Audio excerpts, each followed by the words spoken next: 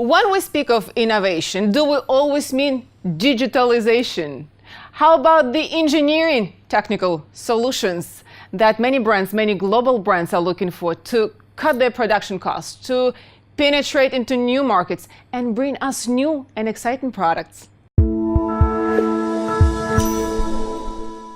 Nicolas, among the industrialists here in Switzerland, you're known as an engineering genius. And among the engineers, you're known as someone doing the magic. I'm sure you know why. I guess that you are referring to our customer Peugeot, who call her the great wizards. Great wizard. Yes. Actually, we are known to come with ideas which are different. Very often, engineers, when they develop a system, they take well-known existing parts. I call playing Lego. Mm-hmm. Of course, it is a very safe way to develop a machine, but you never get the best solutions. In our company, we aim to reinvent the wheel to find the best solutions in terms of performance and price. Mm-hmm. And aiming, I'm sure, to reduce the costs for your customers. So you make a prototype, right? So making a prototype, I believe it's just one side of a coin. Then installing a production line, then it's a different ballgame. Tesla is still kind of struggling to install that good production line. Yeah. What are the challenges in production line? Well, the main challenges are cost and time. Cost and time, as always. Yeah, very valuable items, cost and time. Yes, but when you develop a new production facility, you must always evaluate the risks. And you have two types of risk. You have the engineering risk and the process risk. In the engineering risk, you always have a solution. It is like if you have put a motor to weak, then you just change the motor by a stronger one and you solve the problem. But with a process risk, it might be no solution. It is like the diesel engine. It might be not possible to make it on a reasonable price compatible to the new norms of pollution. In our company, we work at the beginning on those process risk. We take each risk as a single project. We make prototypes until we are sure the risk is gone. Mm-hmm. To make sure the production line is going to work. Exactly.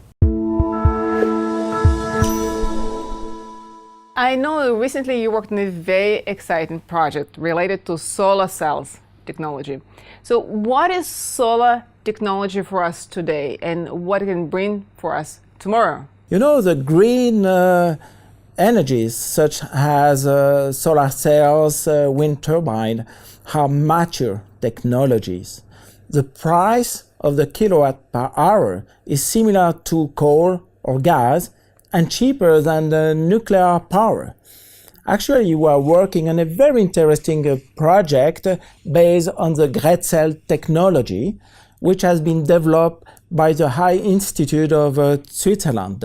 You take two glasses, you put a liquid in between, and it produces electricity. The glass is transparent and looks similar to a smoked windows. Okay. And you know, in city, the problem is the space to install the solar panel, maybe on the roof, but very often they are busy with heat exchanger for air conditioning. Actually, the place available are the facade, where you could replace the window by those great cell glasses. So it's like the bottom line, the office windows can be the windows to produce electricity for that office. Exactly. That's amazing. Is there any advantage to be an innovative engineer here in Switzerland? You know that Switzerland had the highest rate of patent per habitant, 3 more times than in Germany. It is in the DNA of the Swiss engineers to develop, to invent. So by definition, Swiss people are born, they are innovators by DNA. Yes, not all, of course, but it makes the competition very high, and we are obliged to innovate to survive.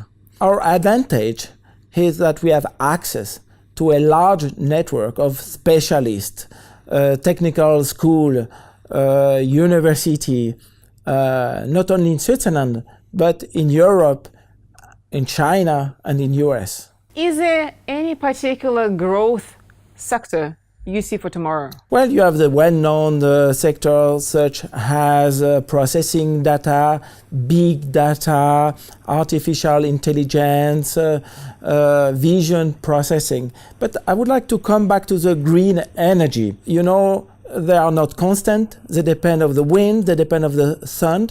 So nowadays, the big challenge is to store the production at reasonable price when it is high, and to give it back to the network when it is low. By example, there is a big tobacco company.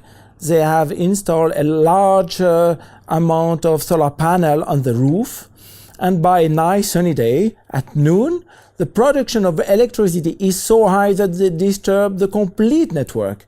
So much electricity produced. Too much. And they have had to invest for several millions of batteries.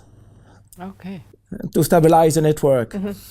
Actually, now we are working on a project of battery, which we expect could reduce the cost by 50%. Wow. But it's confidential, so I cannot tell you more about it. I look forward to hear more about this project in the future. Thank you, Nicolas. Thank you, Jelena. Thank you for watching this interview with Nicolas Ganshof in partnership with Dukascopy TV, and stay tuned to our next episode of Inside Tomorrow with Yelena.